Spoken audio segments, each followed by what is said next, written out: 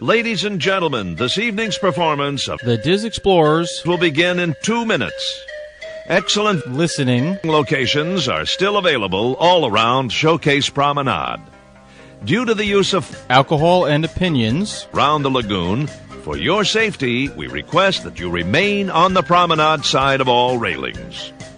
During the show, please watch your step and take small children firmly by the hand. Once again, this evening's performance of The Diz Explorers will begin in just 2 minutes. Thank you.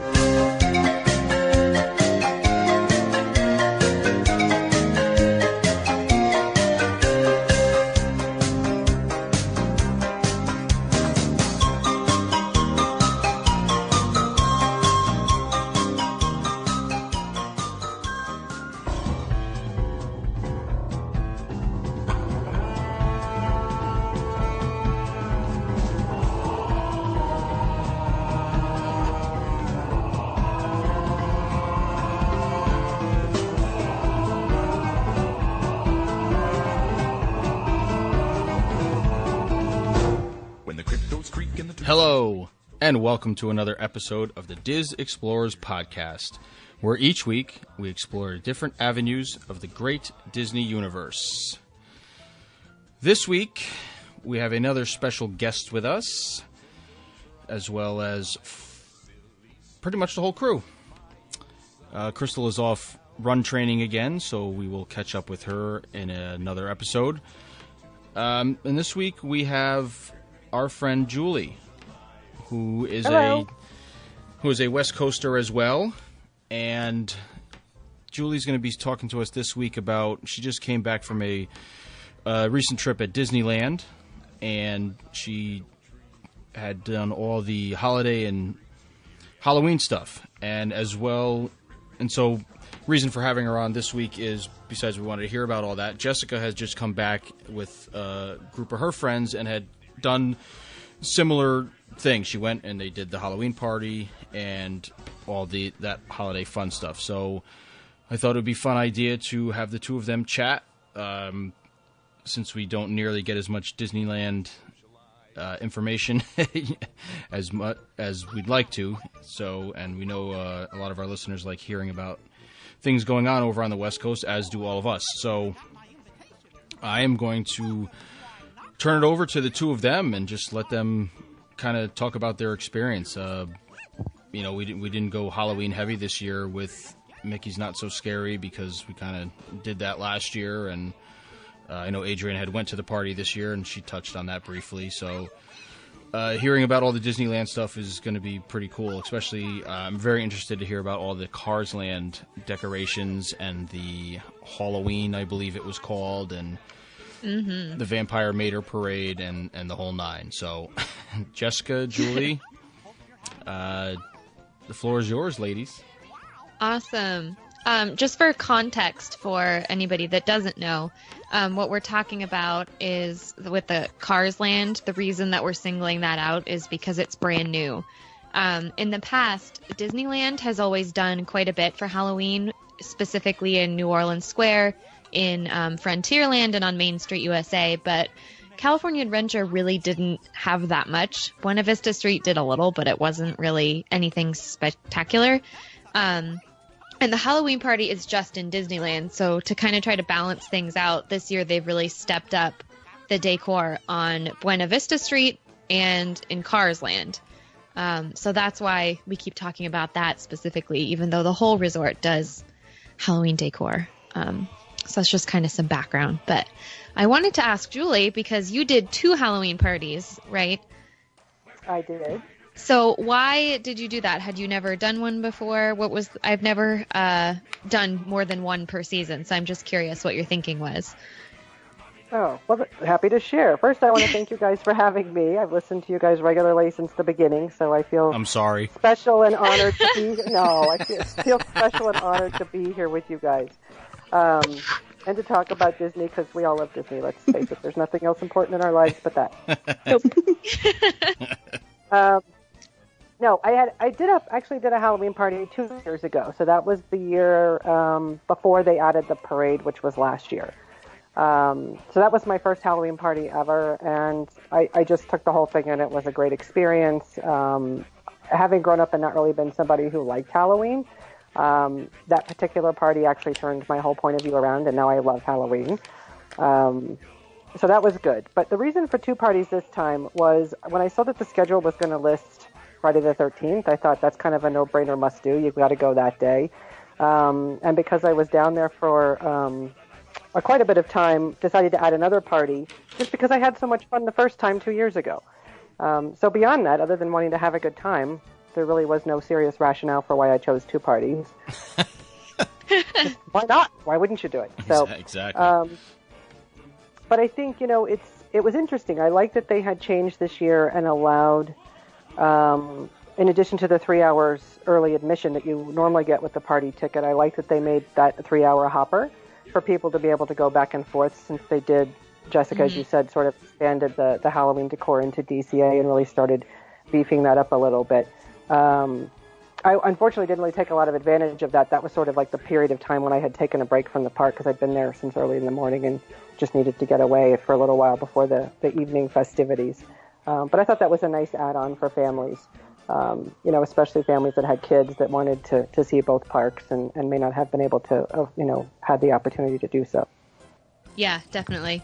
No, I am kind of in the same boat because it was 100 degrees when I was there, so we used that time kind of before the party started to just cool off and take a break, so I didn't really hop either. But what did you think of the parade? The nighttime parade at the Disneyland park? Yeah, the Halloween parade.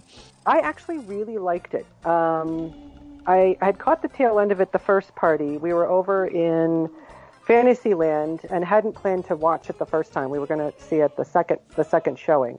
But caught part of it as it went by, and it was just really awesome to see all of the villains and just everything that they had put together. So when I saw it like from the get-go the second time that night, it was amazing. The parades are always fantastic. It doesn't matter what parade it is, but I think the Halloween theming and all the villains and the way they were incorporating all of that together, I thought was really cool. Yeah, I loved there's a haunted mansion float in the parade where they have grave diggers, and then they have the ballroom dancers, and then they have the gatekeeper, and I thought that was really cool too. Nice. Now, question, because I've never seen the Disneyland parade because I've never been, and I've never watched it on any sort of YouTube or anything else. So I should have asked like for a float by float, I guess, comparison to see if it's fairly similar to the Boo to You parade that we have over here, if it's different. But the Haunted Mansion unit that you're talking about sounds pretty much the same as us. Now, do the grave diggers have the shovels with them that they bang on the ground with and spin around and make sparks and all sorts of fun stuff like that? Yep. Okay, cool. Yep. So it's probably very similar. And then they have the hitchhiking ghosts on the float as well? Okay, so it's probably very, very similar. Yeah, I think it is. From everything that I've heard, I haven't seen the Disney World version, but it sounds like it's pretty much the same. Okay. Yeah, and I think from what I've seen, the only difference that I've noticed is in the ballroom dancers themselves. And I think, and you guys can correct me if I'm wrong, but I think in Florida they're actually all decked out in white, so they look sort of ghostly. Yes. And in California, all of their costumes are color. So yeah, okay. Different colors and that kind of thing. Gotcha. Yeah. I loved any excuse to see more of the villains because they're just they're out more in Disneyland, it sounds like, than in other parks, but they're still really hard to find. And I was really lucky because my friend group, we went as peasant princesses, and one of us was Belle, and we ran into Gaston twice, and he noticed her right away. So the first time he chased her through the fantasy fair and took a picture, and then the second time he was on the parade float, and we stumbled onto a front row seat at the last second. We didn't even realize the parade was starting, and he pointed to her and blew her a kiss, so it was kind of extra cool that we got villain interaction too. Yeah, that's fun. Yeah, it was really cool. Yeah, in fact I think that's my only one of my only two really, I guess, things that and I don't even really like to complain, but two of the things that I didn't like necessarily, one of which was that I think it's really hard to have, for all that the villains are out, and you see them on the parade, and even when they're roaming around Villain Square, I don't feel, at least this time, and I'll say that with the caveat that I didn't spend a lot of time in Villain Square this trip, unlike the last trip 2 years ago. But I didn't feel that you had as many variety of villain meet and greets this time. And I could be wrong. I don't know what your experience was, Jessica, if you did that or not. No, I thought the same thing, because from what I could remember last year, Frollo was around, the Queen of Hearts was around, it was a huge Dr. Facilier was out, and it just seemed like there were only 3 or 4 at a time. It was kind of disappointing.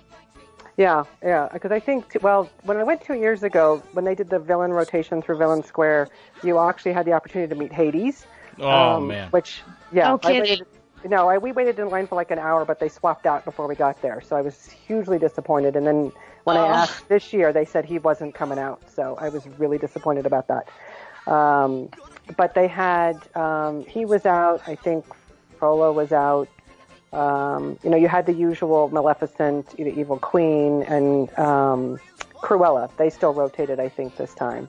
But they actually had them right there in the front of the train station where you could actually stand in line and have your picture taken with the PhotoPass photographer.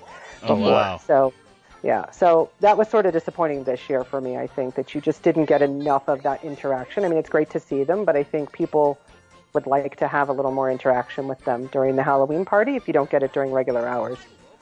Wow. Yeah, that's completely different because I know none of the major villains meet and greet even at the Halloween party. I think Jafar was the only one. Steph and I had caught him when her and I went last year. But other than that, it's like other characters that aren't out, but it's not necessarily villains. Cruella was out this year. Was she this year? She was? Okay. We saw Cruella, which I didn't remember seeing last year when we went, but this year I saw Cruella. But I know they did like that villains mix and mingle that was like in the castle forecourt, where it was like the dance party, but you really couldn't take pictures with them, I guess, unless you like grabbed a selfie or something. But then again, it's dark, so I don't know but there was no formal with a photo pass or anything else for any of those big name villains, and a lot of them were out during. There's like all the ones that were in the parade were involved in that in that show. So you had the bowler hat guy, and the bowler hat guy. Yeah, They added him last year or the year before when they added. Yeah, he's never anywhere. No, he's in the parade because they added him when they added Wreck-It Ralph and Vanellope. Oh, I love them too. Yeah, they took over like the end of our parade where Goofy used to be driving the candy machine. Now it was Ralph and Vanellope, which is pretty cool. Awesome. Yeah, this one, the last parade in the float's really cool. That one, they sort of like, if I think it's the last parade, that's the one, Jessica, where Gaston's on the back, but they've got the giant Maleficent dragon at the top. Yep. And I think like the Evil Queen's on that float, and Hades and Cruella. Jafar's on the other side, I think, too. So it was a good one. So you said there were 2 things that you weren't super happy about. What was the other one? The other one would be the length of time, because again, as we had said, I like to tick the box and get all my photos with my characters, as if the lines were really long. If you, like in my case, I got to the party when it started, it's like a 5-hour event or whatever, and each night I was there, I spent 2 hours in line waiting for characters. And again, it was my choice, so I wasn't doing other things, but I feel like with all that they've got going on, and I think the kids, I'm a kid at heart, but I think even the younger kids would like to be able to meet as many characters as they can because they're all dressed up, certainly the Fab Five are all dressed up for Halloween. I just didn't like spending that much time waiting in line. No, it's true. And even the trick-or-treat stations had sizable lines, and then the attractions certainly. The first year that I went, I think, was 2014 maybe, and from what I can remember, almost every attraction was just a walk-on. There were no lines for anything, and every year since, it just feels like maybe the capacity has gotten larger and larger, and it's not really that much of a shortened thing anymore. And I think you're right, because the party is so short that you kind of have to be really picky about what you want to do, because you can't do everything that you want to do. You can't do all the attractions and all the characters and all the trick-or-treating. Exactly. And they don't have fast pass during the party, so you have to think through what it is you want to do and where you want to be. Right, exactly. Well, and that was part of sort of how I approached it. I had decided to eliminate all of the attractions because I had Max Pass, so I was kind of getting on things when I wanted anyway. So I decided not to write anything at either party because I figured I can get that during regular party hour, regular non-party hours. Didn't trick or treat at all the first night. The first party, opted to skip that to wait to spend my time waiting for characters. And then the second night, the second party, I did do a little bit of trick or treating, just because who doesn't want candy, and tried to circulate through a couple of other character meet and greets that I had wanted to do, but and just tried to kind of focus on more of the entertainment than the actual attractions. Yeah, is that true in Florida as well? That it's really hard with the lines, and you kind of have to be strategic. I know you talked a little bit about how you can't do everything, but is it that kind of thing as well? Yeah, definitely. You have to pick and choose. I myself am not a candy person, so I could care less about waiting in line for candy or trick-or-treating. It just doesn't interest me, so that is one part of it I don't have to worry about, or my wife either. I mean, obviously, if we do it again with the kids, that's not going to be the case. I'm sure that's all they're going to want to do. My favorite part of the ones in Florida is the parade and the fireworks. So if that's all I really do and ride a couple of attractions and grab my event T-shirt, I'm kind of happy with that. And just being in the park, just with the decor and the different music playing, all the loudspeakers, all the Halloween-style music and different versions of songs and the different background musics in the land that are in the different parts of the Magic Kingdom that are Halloween-themed is pretty cool. So that's what I enjoy them. I mean, other than when it was just Steph and I, we never, with the kids, waited for any characters. I mean, I know my daughter would love to get a picture with Jack and Sally, but, I mean, those people queue up 2 hours before the event even starts to even get close to being in that line. So it's, if she wants to do it one year, then I'll obviously stay in the line with her, but it's just, go to California. Crazy. It was only an hour, RJ. Go to California. During that blows my mind. Yeah, believe me, that's probably a better option.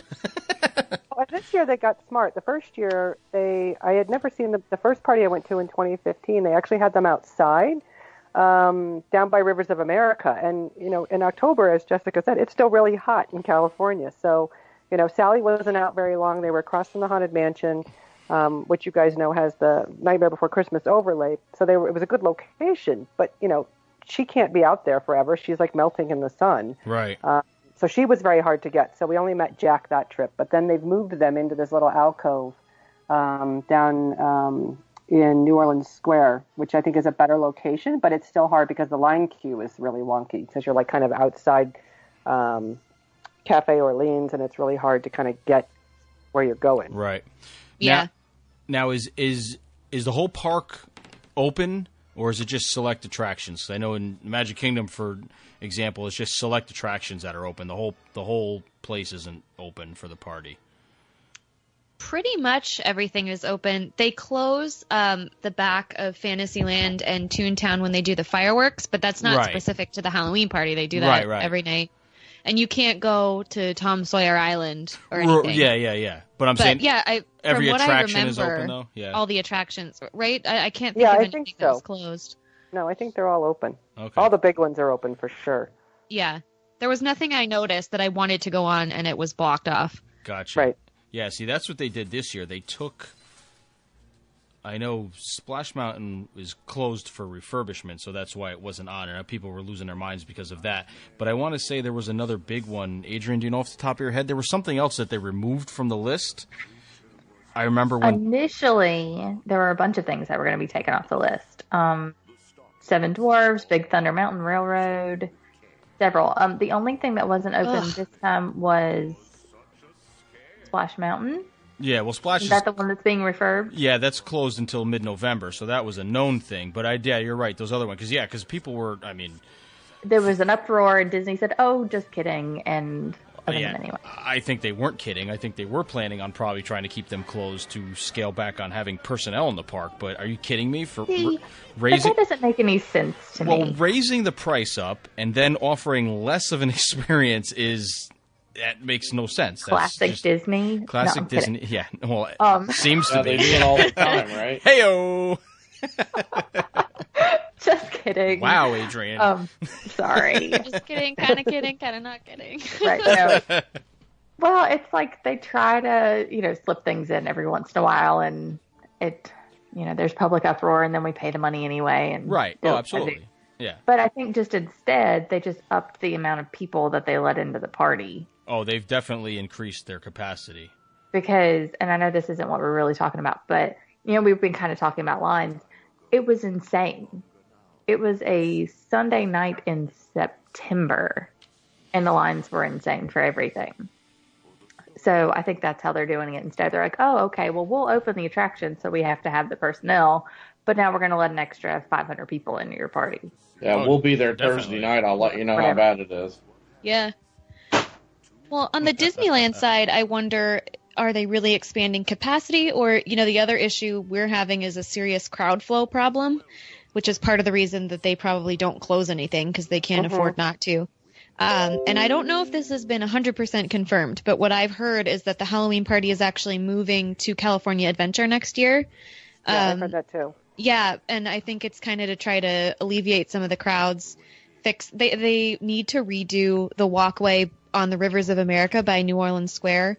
It's tiered, so there's a couple of levels, and from what I understand, that was originally designed for better viewing for Fantasmic, but all it's done is just created a traffic nightmare because there are like flower beds between each level, and that section is awful. It's awful, no matter what time of day. Forget it. Yes. So I think they want to kind of redo that before Star Wars Land opens, because I just can't even imagine what Disneyland will be like if they don't do something drastic. And I think that's also why they kind of beefed up the Halloween stuff in California Adventure, because they're kind of prepping for that to be an equal Halloween sharer, whereas before that was really just in Disneyland. Mm-hmm. Yeah. So what did you think of particularly Buena Vista Street and Cars Land?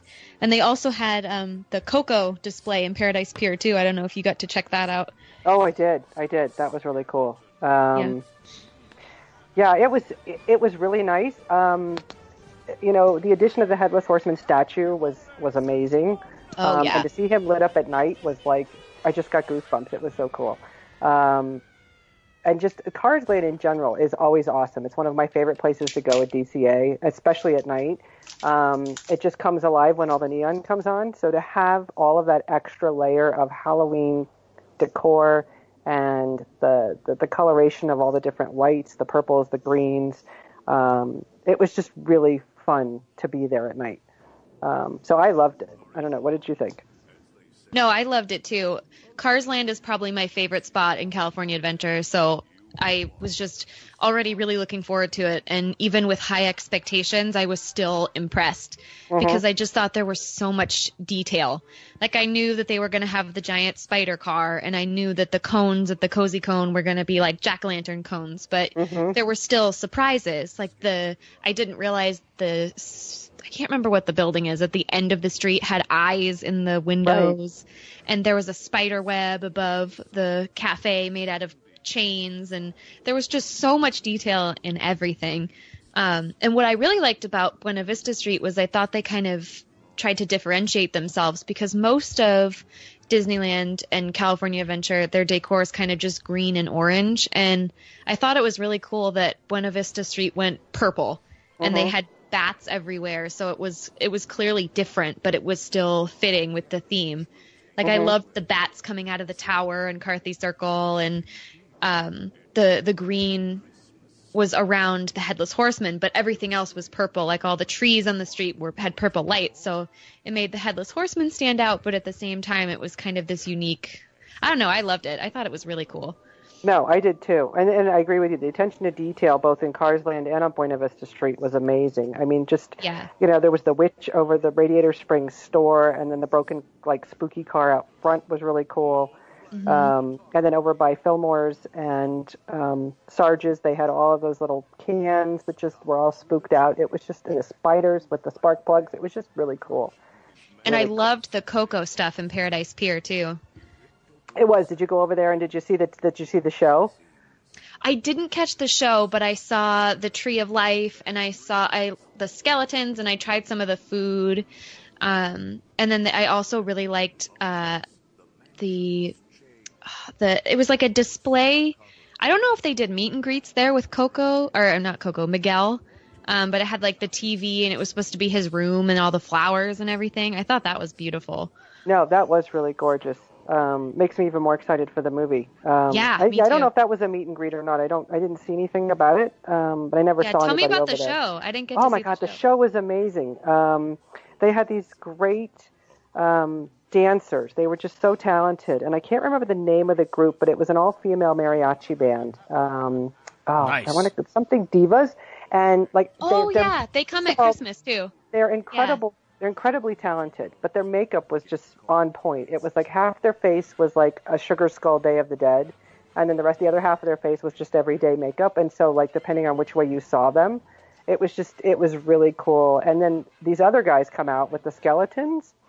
I don't even know how they're constructed or what you call it, but they're like, the skeletons are like attached to the dancer in the middle, and they're on rods. So wherever he moves, the skeletons move.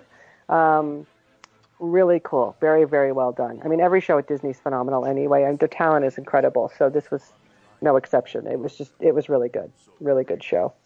That's awesome. Wow. Yeah, that does sound awesome. Do they have any Coco stuff in Florida? I didn't see one thing. No. I didn't. I mean, we weren't. That movie has been very under-advertised. And I don't know why. We didn't go into the Mexico Pavilion, so I don't know if there was anything inside, but that whole place in there is kind of like Coco all the time, just because of what it is. But I didn't see anything specific or any advertising or nothing for it. Merchandise, I don't remember seeing anything. Yeah, definitely not at all. Speaking of merchandise, do they do special Halloween party merchandise in Disneyland, or is that not really as big a thing out there? Like party-specific shirts and things, or not really? Oh yeah. Any chance to make a buck. Any chance to make a buck. You just don't. You're not going to pass up an opportunity. No, I know you. Everything. I thought I was the cynic tonight. You just don't. You just don't hear about it as much. That's all. I just was wondering, because it's not like people are like, oh my God, I got to go and get my my shirt, my pass holder shirt, and my pin and my button and everything else. It just doesn't seem like there's. I'm sure there's people that go for that in Disneyland. It just seems like those wackos were just in Disney World, me being one of them. No, I'm the wacko representing on the West Coast. No worries there. Okay. I was going to say, for my friends and the people I know, they'll get it if the opportunity presents itself, but it's not I have to run in the store and grab this right now, so maybe it's not as extreme. I don't know. Yeah, extreme, that's the word. Yeah, no, I must procure my shirt and whatever merchandise first thing, so then I don't have to worry about it at the end of the night when I'm tired and. No, well, this is the beauty of two parties, right? So you can kind of scope out the merchandise and make and then buy the next time. Yep. What people were chasing this year, and I don't think it was only at the party. I think it was during regular hours too. Was an Oogie Boogie popcorn bucket. Yes, I saw people were going was the nuts. Big thing. The line for that was longer than the line for the Haunted Mansion at times. Yeah, and you know what that line was full of mostly? eBay people pirates. Are going to resell them. Yeah. Yes. Exactly. It makes me so mad. It was the same thing with the Epcot merchandise, with the 35th stuff. People were and with the rose gold ears and with the Beauty and the Beast zippers. It's the same thing every time. Can I tell you? FOMO.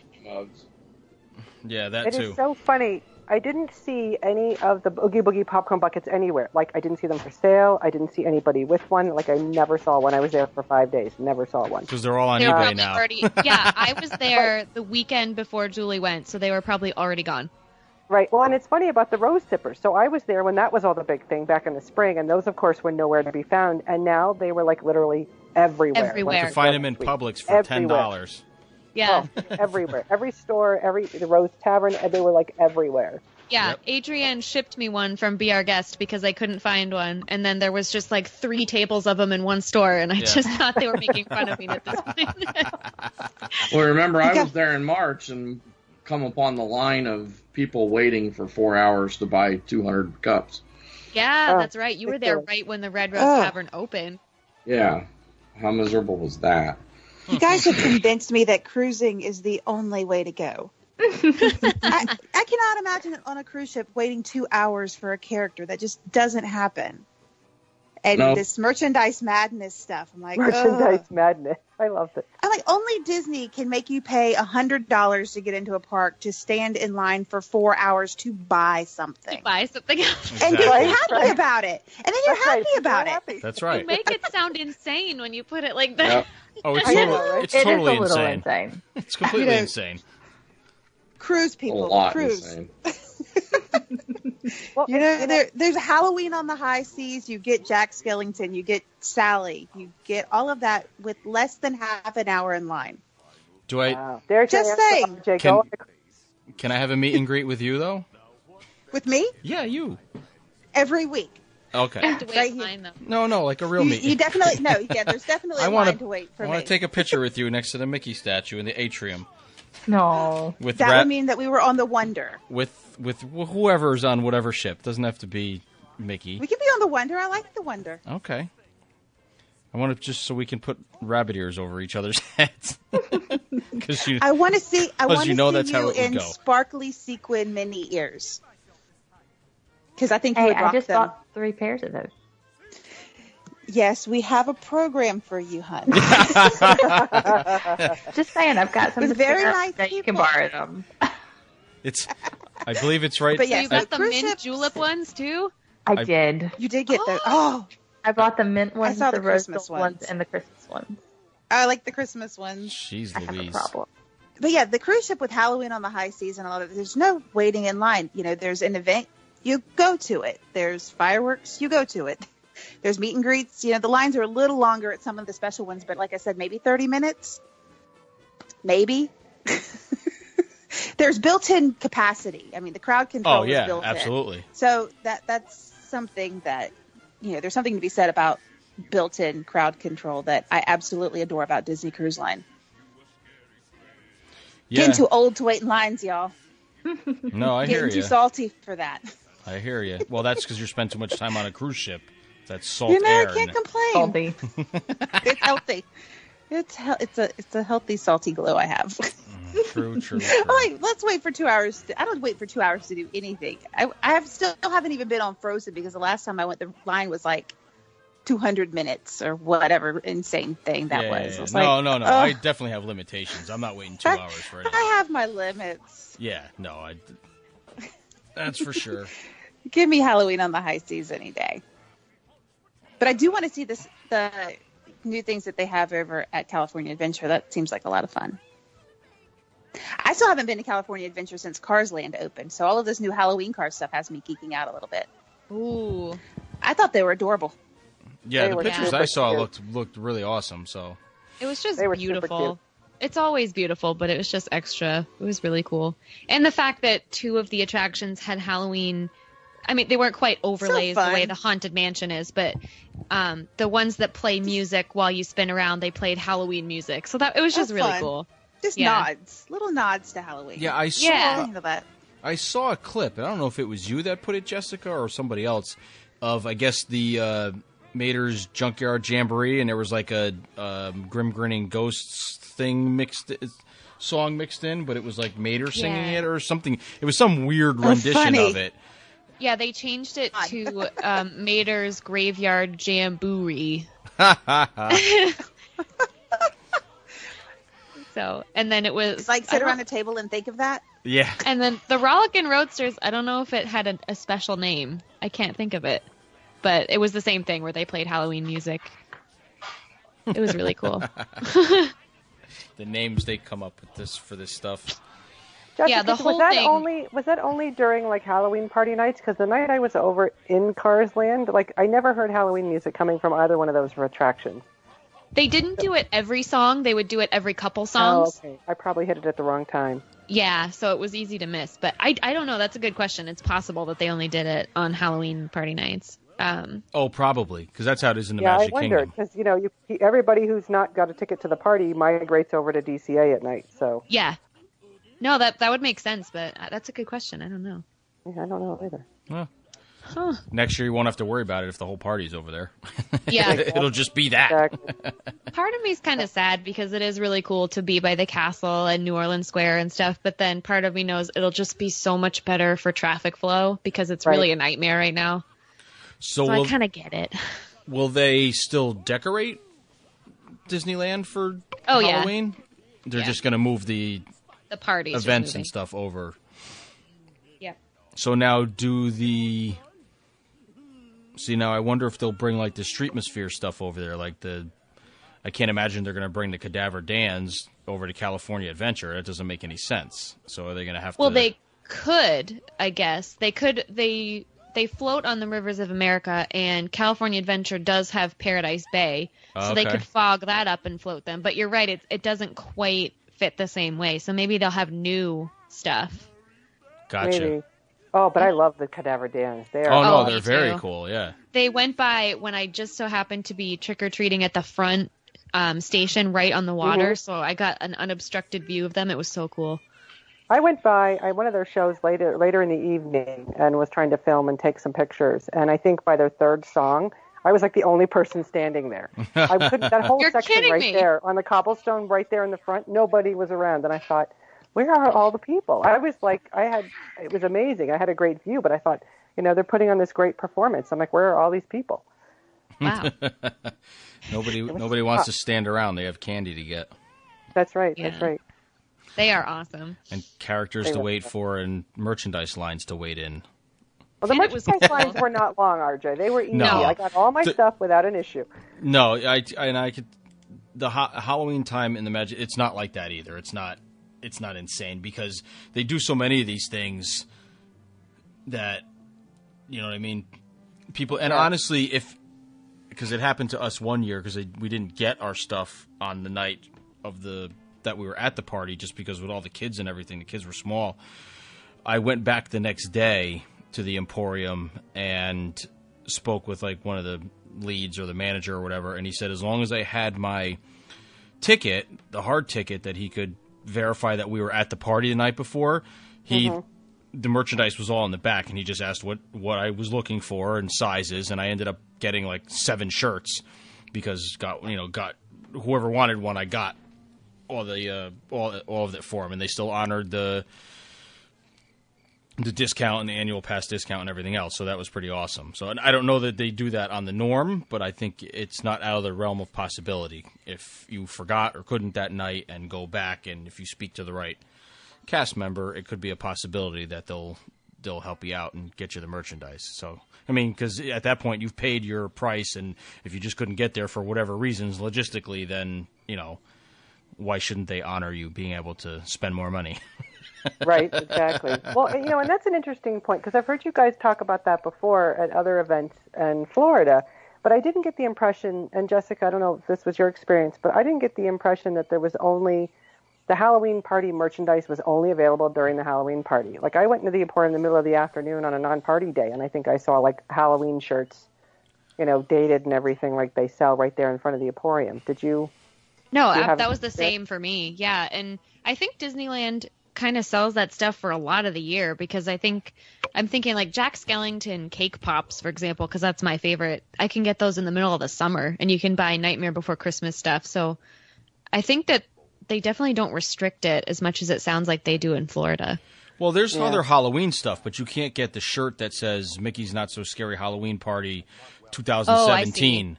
Like the specific branded for that. Yes, that's the stuff that you can only get. Oh, no, the Halloween stuff is out from, whenever they started decorating for Halloween, August 20. I'm talking about like party-specific merchandise. So like the shirt that says Mickey's Not So Scary Halloween Party, and then there's 2 versions of that. There's a regular version. Hocus Pocus T-shirts. Then there's an annual pass holder shirt that has like the pass holder thing somewhere. And there's definitely event specific merchandise that you can only get because they close the doors to the shops at 7:00, and every door is guarded by a cast member, and they have to scan your band to even go in because you have to be a paid. Well, because they don't want people who didn't pay for the party getting the merchandise. Well, last year they started doing that a little. Yeah, no, not true at Disneyland at all. Last year they started doing that a little differently at Disney World, RJ. They actually have it in an area that you can't go into in the store. Oh, okay. You have to show your bracelet to get in there. But right. Yeah. Okay. Yeah. So like a secret back room or something. Yeah. Yeah, they keep one section. These days, they don't close the store off to anybody if they can make another buck. Right. Yeah, because there was there was the Emporium, and then I think a shop in Frontierland, and then probably Big Top Souvenirs that only had the merchandise. So you would have to even get in the store, you had to show your band. So I guess, like Milford said, they probably changed it now, so it's just one section that's probably heavily guarded. Yeah, it's not like that in Disneyland. Not in my experience, anyway. Right. I've never seen that. They are really strict about showing your band to even walk through a land. Like, it's one thing, you can't get on attractions, but you can't even go toward like New Orleans Square or Fantasyland. They check that really harshly, but I've never seen that for shops. Yeah, no, I think they do that because maybe because there's so many people in the Magic Kingdom. Like, you can't get on any attractions or shows or anything else without them scanning your band, but you're kind of free to, I mean, if you just meander about and get in the mix of things, you probably could hang around and like catch the parade if you're in the mix of the crowd, or even the fireworks if you're kind of discreet about it, you know what I mean? Because they're not scanning your bands for like the public performance, but you know what I mean? You're just not going to be able to go on any attractions or candy lines or anything else, which if you don't matter, if that stuff doesn't matter to you, then I don't see why you wouldn't be able to stay. I don't think they definitely don't want you to, but I think they try to usher everybody, as many people out as they can before 7 p.m. That don't have that bracelet on. So you can only get so many people. I don't know. Well, and that was what was weird on the second party I went to, is that I was coming down Main Street, and they were making an announcement that anybody who was not staying for the party was going to be allowed to be an extra half an hour in the park to shop after the party started. Oh, I don't know really? how they were yeah, I was like stunned. I was like, wow. Wow. I did not experience that. That's really interesting. Yeah, it didn't happen the first party I went to, but the second party, on the Friday the 13th, they made that announcement. So I don't know what that was about. They also extended, we did the free party in Toontown that night, which I didn't even know existed, but I'd heard about it earlier in the week. And they actually extended that as well. I had heard that runs the hour before the party starts. That particular night, we got in line, and it was 5:15, and the line was already down past almost to the entry to the Storybook boats. Yeah. Like right across from like the Small World wall and the popcorn stand over there on the left. It was like down that far just to get into Toontown at 5:15. So a cast member came by and said they were extending the pre-party in Toontown by an extra hour, which I also was surprised about. Yeah, we tried to do that too. And when we saw the line wasn't quite that extreme, but it did go back to the wall, and we just said, forget it. We just kept walking around and taking pictures. I didn't even go into Toontown. Yeah, no, it was fun. I mean, it was fun to see the characters dressed up. But yeah, I didn't even trick or treat there because it was just like, there was just so many people. I waited an hour total. I got Minnie Mouse and Daisy Duck in an hour, half an hour for each character. Then after that we left because we were moving on to go find the hour-long line for Jack and Sally. Because we knew what time that started. We had a cast member conversation the earlier party in the week, so we kind of knew when we should line up for that. So we went over, and it was still an hour wait. We got over there probably right around 7 when the party started. Wow. That's not terrible, though. No, it wasn't too bad. It was just, we had waited, I had just done an hour in Toontown, and then Tuesday night, when we had done the Tuesday night party, over next to where you get on the boat, the Mark Twain for Rivers, on the Rivers of America, they had Peter Pan, Wendy, and Captain Hook out. Oh, nice. Yeah, so we got in line for that, but of course, again, they're rotating characters. So by the time we got up there, it was Captain Jack, which is, no slouch either. Right, but right. I had seen Jack at last year's part, or the 2015 party, so I really wanted Peter Pan, Wendy, and Captain Hook, because I've never seen Wendy out ever at Disneyland. So I've never seen her out ever anywhere either. No, so we missed her. I took pictures while I was waiting in line, and then they looped you around. I don't know if, Jessica, if you did this, but they looped you around the dock, and you got to meet Sophie and Mickey, and they were dressed up as pirates.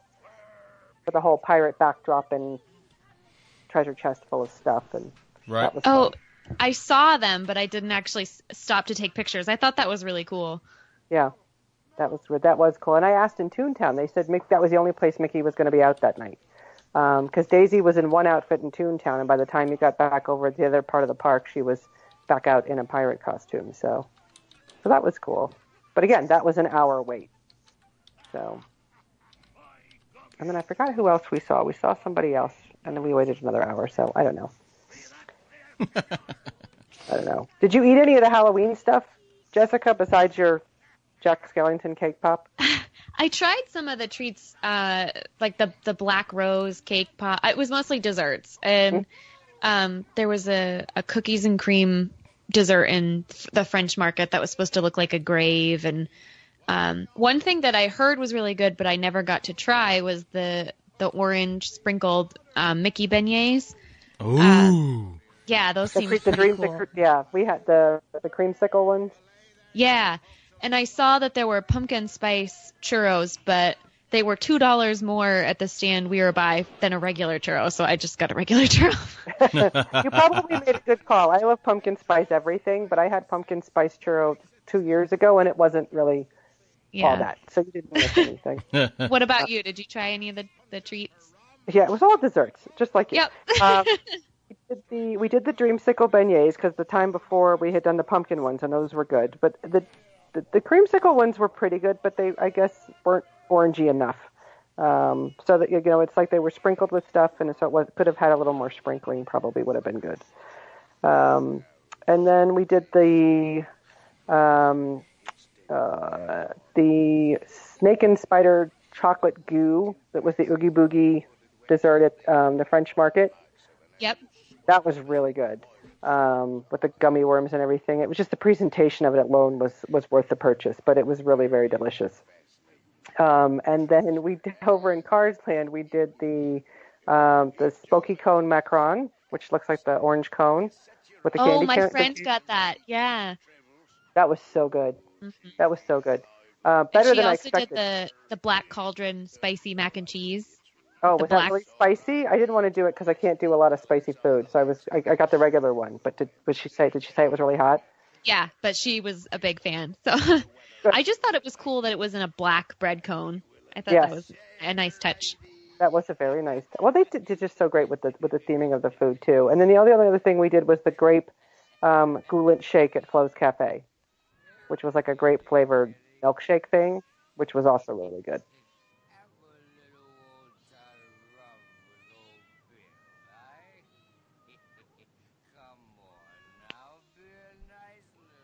Very nice.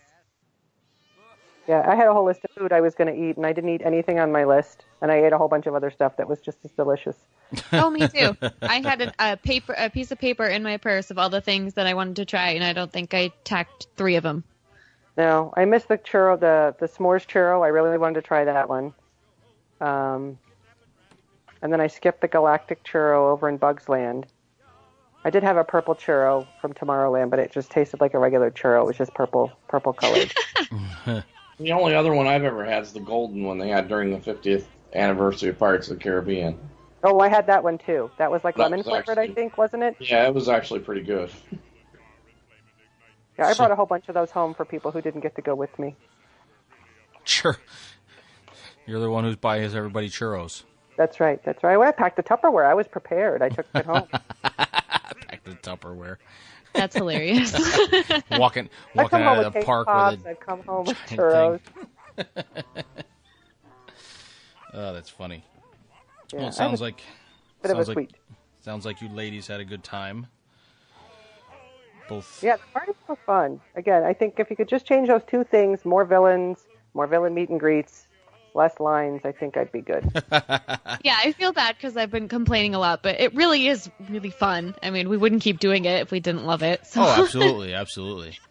Yeah, I hope they definitely trend towards adding more stuff, because especially as the prices keep going up, instead of lessening experiences or taking stuff away or chintzing down on show options and things of that nature. So who knows? Only time will tell. I mean, I don't know what the price point is for the ones out in Disneyland, but I know the ones in the Magic Kingdom pretty much, except for the ones that were started in late August and maybe the first couple of weeks of September, you're pretty much up over $100 for most of them, or right around $100 with if you have no discounts of any sort. So, and that's on top of a park ticket. So. Yeah, that was a big source of frustration for me because we were originally going to do 2 Halloween parties, but there was no annual pass holder discount this year. So I only ended up doing one because it was just the price went up and there was no discount. Yeah, the only discount they offer is DVC. There's no AP discount here either. So it's just a DVC discount, which is about, I don't even think it's 10%. It might be, but saves you on the tax. That's about it. Yeah. So, cool. All right, well, that was awesome. I'm glad you got to experience that, and I'm glad you got to go twice, Julie. That's pretty cool. I think most people would love to be able to do that. I only splurged because it was a birthday. Otherwise, I'd have been in the boat with you guys and gone once. Yeah, no, definitely. So, well, hey, those once-in-a-lifetime things are always awesome to do, especially when it involves something at a Disney park anywhere. Right. Oh, and can I tell you one other thing that was fun about the Halloween party? So, although not really the Halloween party, but the Halloween theming of everything is that Sure. I did the Monsters After Dark. Oh, cool. On the Guardians of the Galaxy Tower. And that was really cool. It was a nice twist. I thought they handled it pretty well. They had a situation where they'd do Fast Pass on the regular ride up until I don't know what time they cut the Fast Pass, the retrieval of a Fast Pass off at, but at about 3:00 every day, they'd flip it over, and then you could pull Fast Pass for the nighttime version, which was the Monsters After Dark. So the Fast Pass reset during the day. To give people a chance to get a Fast Pass for that, and they'd shut the ride down for an hour. I think the cast member told me between 5 and 6 maybe, while they reset it, and then at 6:00 it started being the nighttime version, which was the Monsters After Dark. Wow, that's pretty cool. Yeah, so that the storyline was it was building off I don't know if anybody's written it. Jessica, I think you may have said you wrote it during the day, the regular version. But they build on that story for the nighttime version. So it's another extension of what you'd already kind of gone through as sort of the whole story for the premise for Guardians of the Galaxy. And then there's a monster, and the music's different, and some of the drop sequence is a little different. So definitely cool. Is there only one version of Monsters After Dark? Because I know there's a whole bunch for the daytime. I think so. I wrote it twice because the person I was with doesn't like to ride that, so I'd pull the 2 Fast Passes and double up and ride twice. Nice. Which was really nice because I got to ride the daytime version, the nighttime version, and Star Tours a bunch of times extra, so that was cool. But I think it was the same. It was so hard to process it all. So much is happening in the ride at once because it's different than the way Tower of Terror used to be. I don't know, Tower of Terror, which I loved, and was sad to see it go. I'm actually, I hope nobody throws tomatoes at me, but I'm actually a converted person. I love Guardians of the Galaxy. It's awesome what they've done with it in terms of theming and story. But the drop sequences are different. Yeah. And I actually like them better in this version just because of the way that they do it. So I don't know if they were different nighttime versions. I don't think there were, but I don't know for sure.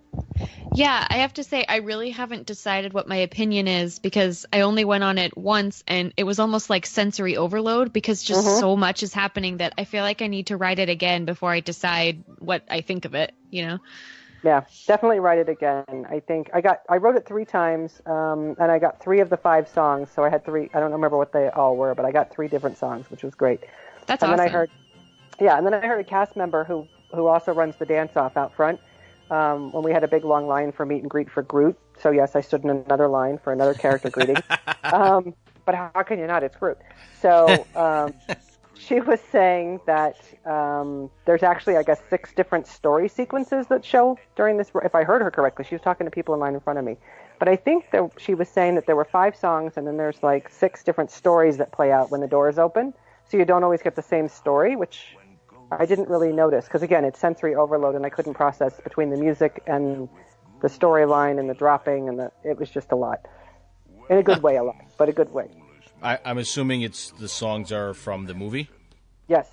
From both or just from the first one? I don't know exactly. I'd have to go back and do a little research to know which ones played when I was there. But okay. But it's just fun. It's like loud rock, rock music. I mean, you can't go wrong.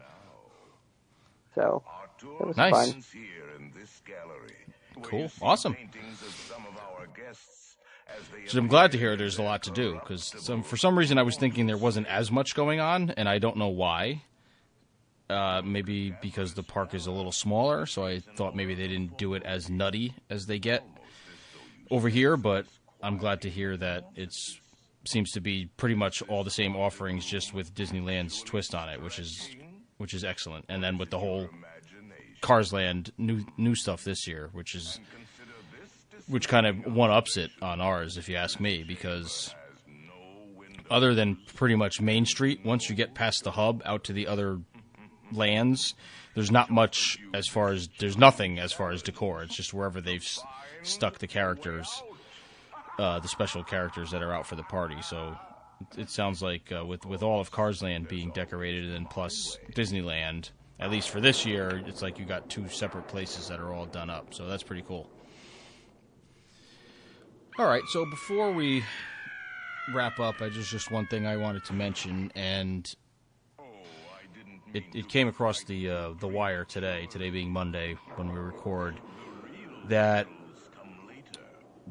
for Walt Disney World, they are going to, now the old way was for planning and fast pass booking, if you were staying on property and were a resort guest, you could start booking your fast passes at 60 days out.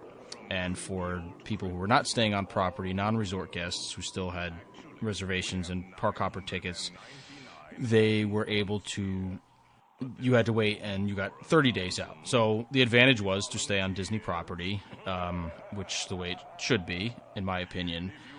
So now, as of today, they're announcing that, I don't remember when, I couldn't get through the whole article because it was just aggravating at the title of it. So now it seems like they're extending it to four other hotels that are not on Disney property but are in the Disney Springs area. I guess it's Hotel Plaza Boulevard or something of that nature. So 4 hotels located on that strip are going to be allowed to, for guests staying at those resorts, are going to be able to book their fast passes at 60 days out as well, which I'm not happy about because because of the reason to be outraged. I'll give you my opinion on it, is because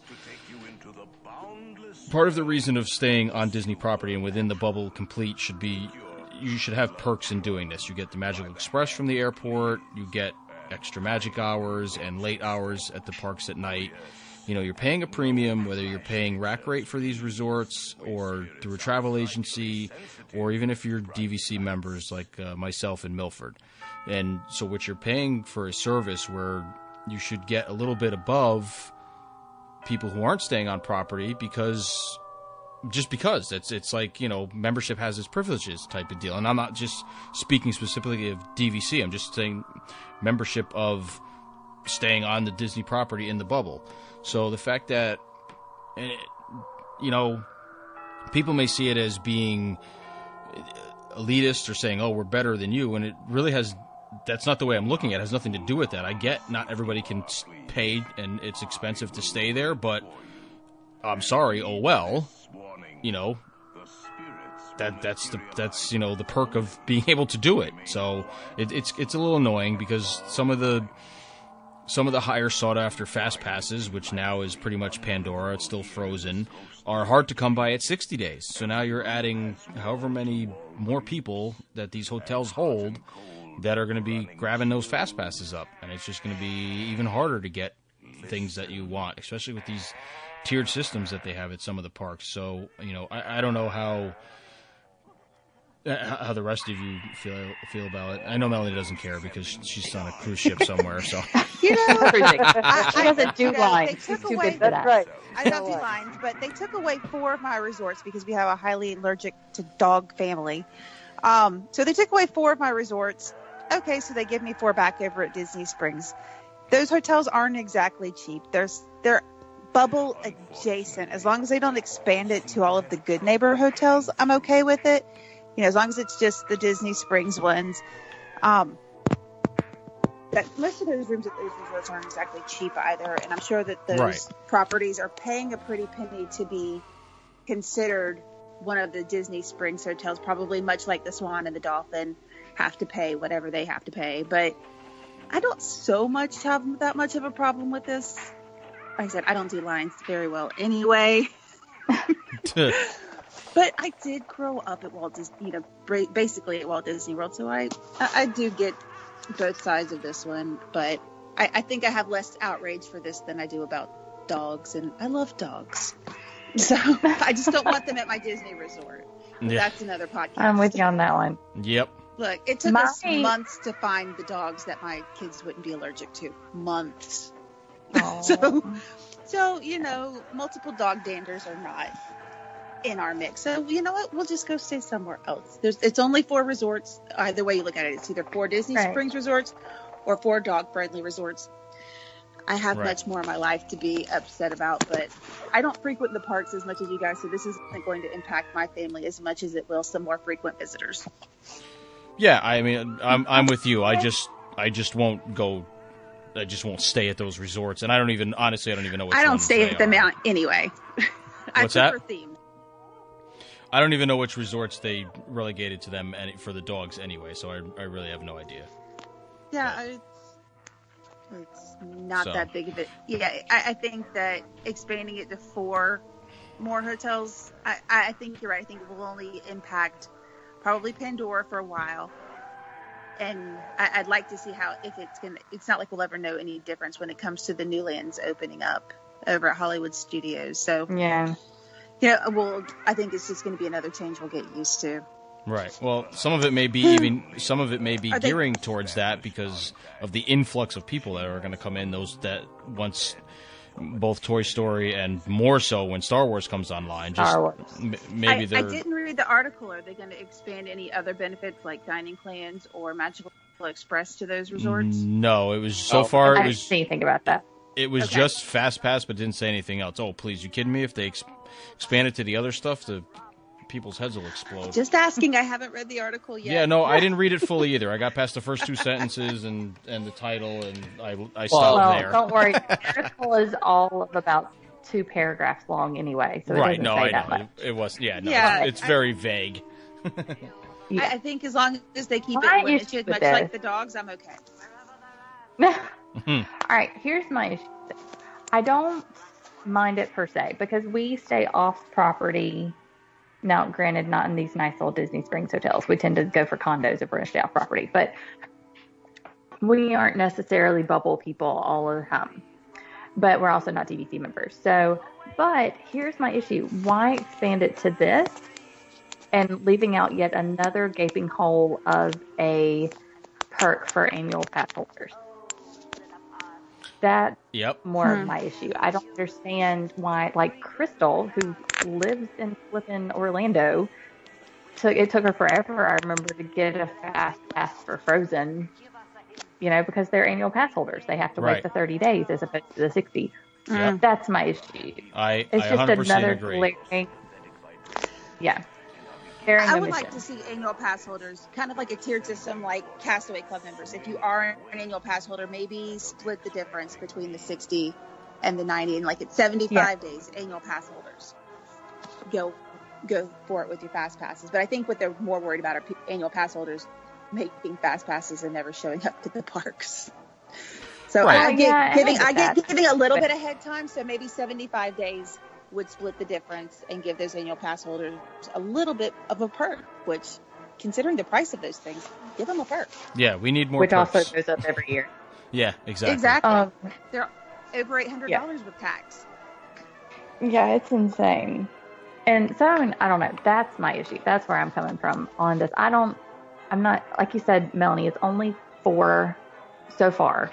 It's only 4. Who knows if this goes well, and if they're making change from these hotels, they may expand it. I can totally see that. But I would see them expanding it maybe to the Good Neighbors. Again, maybe tiered at 75 days. But we'll see. And I'm okay with tiers too, like split the difference, like you said, between 60 and 30. I would be okay with that. But been happy. Because if you're staying on site and you don't have your it's already fast so passes at 60 days. hard. Yeah. No, if you stay on site, yes. If you, it's 60. If you don't have your fast passes at 60 days, that's your fault. Yeah. At 75 days, somebody is going to come in and take those fast passes. Listen, at 59 days, 45 days. it's going to come in and snatch it up. Like, I can't do math today. I'm doing cash No, passes. it's fine. I was going to call you out on that. You know what? Call me out on my bad math. It's okay. I'm thinking Castaway Club days, which is 75 for the first-time cruisers get 75 days. Silver and gold and platinum have shorter windows, which is better. Or longer windows, which is better. So, call me out on my math. Anytime, feel free. So, 60. So, we're looking at 45 days. 45, not 75. Yeah, let's come up with a tiered system. I think that totally works. RJ's a genius editor. He can fix my math and editing. Sure. But he won't. He could. Yeah, we know he has the skills, but he will not fix my math problems. Every time you said 75, I'll do my best impression and I'll put 45. Because that sounds just like you. I'll make you sound like Mrs. Doubtfire. Mickey Mouse. You're going to make me sound like Minnie Mouse here. Thank you. Oh, man. RJ. Yep. See, this is why. But it already is so hard to get these fast passes. Oh. Yeah. I try to get y'all back on the rails. It doesn't work out well. I'm just going back on mute, y'all. Well, try being. When I was making fast passes, it's impossible. Try being a travel agent when you're trying to get 6 or 7 people's fast passes all at the same time. Yeah, it's insane. You just can't do it. And so if I'm going to be competing with people, go back to when it was at midnight. Because then, it's kind of like Black Friday shopping. If I'm trying to stay up late, I should get definitely. those fast passes. Yeah, I don't like the new. Nothing. Yeah, that 7 o'clock in the morning thing kind of sucks. Totally sucks. It really does. The midnight thing was easier. I mean, 7 o'clock. I can stay up late easier. Well, not even that. Even if I went to bed early, I'd set my alarm for 10 of 12 or something like that. But 7 o'clock in the morning, that's seriously I'm leaving for work. Kids are getting ready for school. It's the worst time in the world for anybody to do it. That's the problem with that. I mean, last time I had to, when I did it for whatever. East Coasters anyway. What's that? I said us East Coasters anyway, right? East Coasters, it's even right? worse if you're on the West Coast, isn't it? 4 o'clock in the morning. 4 in the morning. That's not bad. I'm thinking California natives set that one up. Yeah. Probably. Some West Coast person trying to cast some evil spell on us East Coast dwellers. Right. Our dear Duchess. Her dear Duchess laid the law down. She smacked down her scepter, and she was like, "That's it." I wish I had that kind of power. I don't know. See how it all goes. And last I heard, this wasn't 100% confirmed anyway, right? No, probably no. I'm sure it isn't. About things. I tell you what, this came out to take the pressure off of the dog thing. Because people were losing their collective minds off of that. Oh my gosh! I swear, not the dogs. People were losing their minds. We did at least get confirmation today through the travel agency that they will honor people's requests to have a room that has. They will make every attempt to make it so that they have a room that has not had a dog in it. Now, the problem with that is you've always had the possibility that you may get a room that has had a dog in it because of service pets. Right. Because they're not required to disclose that room had a service pet. Yeah, but I always say that there's a big difference between an occasional service pet and a room that has had an open door policy to multiple types of dogs for months and months. And not to mention dealing with different danders cause different allergies, and if it's one service dog, those dogs are meticulously groomed and trained and kept, and they're not going to probably have soiled incidences with service dogs because of how well they're trained. You wouldn't think so. Well, no, and they're with their owner all the time. They're not going to be stuck in the room for. They're not going to be left in the room. Right. Yeah. That's the other thing. My dogs don't like being left alone for more than 4 hours. The 7-hour thing, I'm like, are you kidding me? 7 hours? But yeah. So I think there's the people who are screaming, but service dogs have always been there, aren't exactly allergy literate. Nope. All right. So. But it's only for resorts, so I'll go stay somewhere else. No big deal. I'm happy for people who want to bring Fido. Happy for them. There's 26. pick one of the other 22. Exactly. So. It's all good. I'll leave my doggies home with their pet sitter. If not, Melanie will take you on a cruise. I like my cruises. Or you could go to Disneyland. Where nobody can afford to stay in either one of those two hotels. So you have to stay three. There's three in a three, that's right. Well, doesn't Paradise Pier not really count because it's just like a converted Motel 6 or something like that? Yeah, but each room is only like $100 cheaper than the Disneyland hotel. It's still crazy expensive. It's still insane. Oh my gosh. I just stay on points. Yeah, I just rent points, so we're good. Yeah. Exactly. Exactly. All right. So, before this goes in any other direction, it has to every week. Not like that would be anything new. That's what makes us special. That's what keeps the fans. You never know back. What's gonna happen. That's what keeps them coming back. Spontaneity. Yeah, that's what we'll go with. Yeah. All right. We're gonna consider that charming this week. Right. We're gonna And immediately when we're done recording, I'm going to throw my phone across my office because it completely doesn't do anything. So, the screen doesn't work. It won't open an app or swipe to the side or do anything. It just stares at me. Frustrating. Yeah. Before we sign off, Julie, where can we find you on social media? You got anything you want to plug? Instagram, Twitter, anything? Well, thanks for the plug opportunity. Yes, you can find me. I co-share the Instagram and Twitter handle of Our Sweet Disney. So that's where you can find me and my partner in crime who goes with me on all my crazy Disney adventures. So you can find us there. Awesome. Thank you very much. And is a good follow. Good follow. She was definitely on top of the pictures and things during her most recent trip as I was following Amazing along. Pictures. So yes. she definitely did a good job. Much better than I did my last trip where I don't think I put anything on social media because I didn't take any I don't pictures. think either one of us did very well there. It was kind of hard. Yeah, I was looking, and you guys, I told you, RJ, you were supposed to Periscope. I don't think you scoped once. No, it was hard with booze and food in my hands. Yeah, I think I saw the pictures you were tagged in.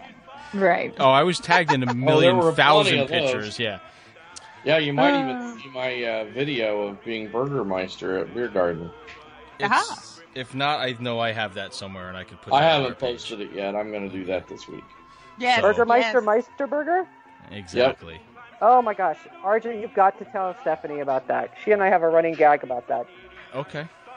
Yeah, I don't know if I did. If I showed her all that stuff. I barely got to haven't talked much about my trip with family just because as soon as I got back, it was back into the swing of things. So, but anyway, I just went through all my photos from my trip. I've been home a week and a half, and I've took 2,500 photos, and I just finally looked at them today. Yeah, that's always the fun part. With that, we're gonna wrap this episode up. We thank everybody for listening, and we will talk to you all next time. Follow our troupe at www.dizexplorers.com, where you can find all the links for all our hosts' social media accounts.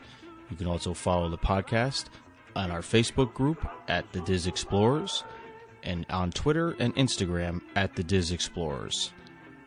You can download this podcast on iTunes, Google Play, Podbean, TuneIn Radio, Stitcher Radio, and also on YouTube. Thanks for listening.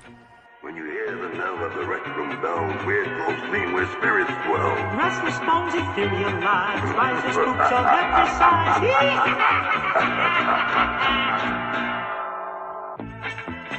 Ah, there you are. And just in time. There's a little matter I forgot to mention. Beware of hitchhiking ghosts.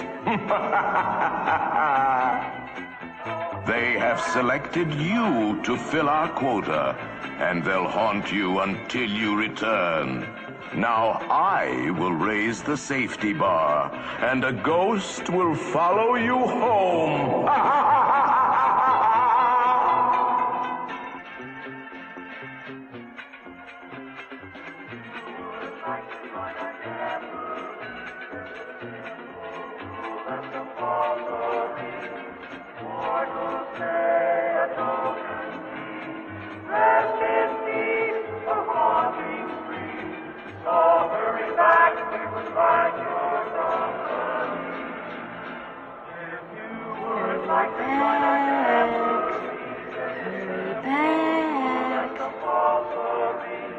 Be sure to bring your death certificate